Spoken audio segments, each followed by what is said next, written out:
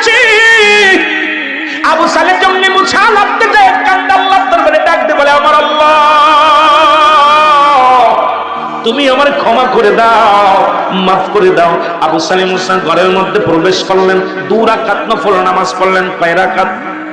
আপনারা কয়জন বাসর ঘরে নামাজ পড়েছেন? রাসূল পাক সাল্লাল্লাহু আলাইহি ওয়াসাল্লাম নামাজ পড়েছেন নফল নামাজ 2 রাকাত, আম্মা জান আয়েশা সিদ্দিকী নামাজ পড়েছে 2 রাকাত, সাহাবীগণ নামাজ পড়েছেন বাসর রাতে। আপনারা কয়জন পড়েছেন? বাসর রাতে ঢুকা কয় 1 লাখটা দেলমোর মাফ করবা নাকি বেরিয়ে যাবো? আবার আমাদের জিজ্ঞাসা, হুজুর হাসি হাসি মুখে তো মাফ করে দিছে, এখন কি দেওয়া যাবে? ওরে বেটা যাবে না, কি করব? তো বিপদ করেছে। বাসর ঘরে যদি স্বামী বেরিয়ে যায়, ওই মোটা কি লক্ষ্মী না লক্ষ্মী বলবে? অসহায় মহিলা, আমি কই মারা সব ওই বাসর রাত্রে বিড়াল মারবি, বাসর রাত্রে 1 টাকা, ওই 50,000 টাকা দেল মর, ওইটা ঠিক মতো সোলা আদায় করে নিবি। বলবি টাকার বিনিময়ে আজ থেকে তোর 5 ওয়াক্ত সালাত আদায় করা লাগবে, আজ থেকে কোনো মেয়ের মুখ দেখতে পারবি না, আমার সারা অন্য মেয়ের দিকে যদি তাকাস আল্লাহর আদালতে ধরা পড়ে যাবি, এই 1 ওয়াক্ত নামাজ পড়তে পারবি না, হারাম খাওয়াতে পারবি না, আমাকে হালাল খাওয়াবি, আমাকে বেপরদায় নিবি না, আমাকে কোনোদিন সিনেমার হলে নিবি না, আমাকে কোনোদিন কোনো বন্ধুরে দেখতে দিবি না, আমাকে পর্দার মধ্যে রাখবি। এই বিধান যদি মানো তাহলে রাজি, তোমার ওই টাকা বিনিময়, না হইলে কিন্তু আরো 1 লাখ চাই। সব ধরা পড়ে যাবে। এ দুনিয়ার মুসলমান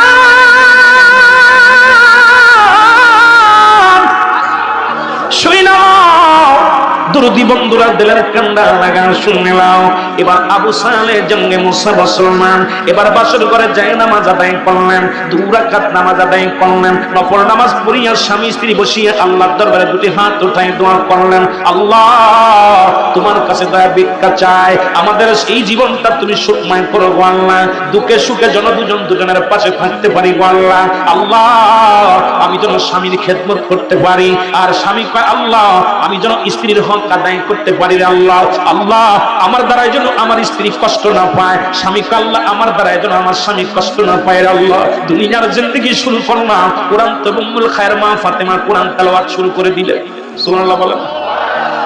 আবু সালের ডাক দেখায়, বিবি রে আমার তো দেওয়ার মতো কিছু নাই, আমি হলাম গোলাম, এই গোলামের তুমি বিয়া করেছো।